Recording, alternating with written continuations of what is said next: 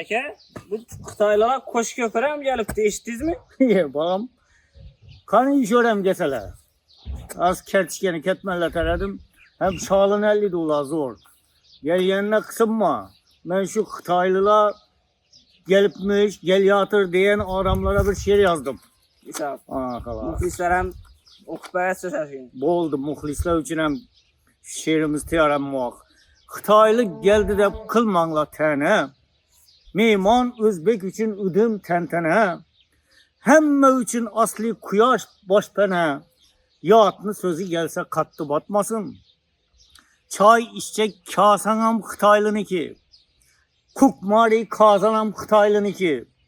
Körpengni astaram Xitoylıniki. İndi o'zi kelsa qatti botmasin. Köpçilik yaşayımız tane gap bilen. On kalıp getemiz gahı çep bilen. Gelse gelsin şuyun zor edep bilen. Şöyle rızkı olsa qatti botmasin. İndeme.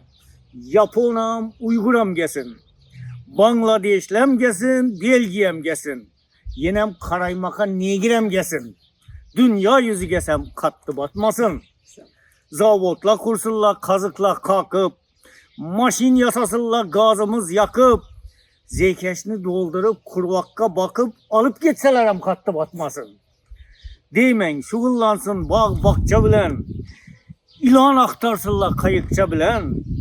Palavla yesinler tayakça bilen. Yağın sürtseler hem qatti botmasin. Palavna mıyım dep tayakla idakırlar. Özbekmiz gel yana canın ber yedin.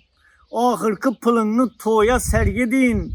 Gelip durup mıla demek gel yedin. Töre ötseler hem qatti botmasin. Erkekleri işlep dellesin meyli. Hatırları şalın ellesin meyli. Özbekler Xitayça söylesin meyli.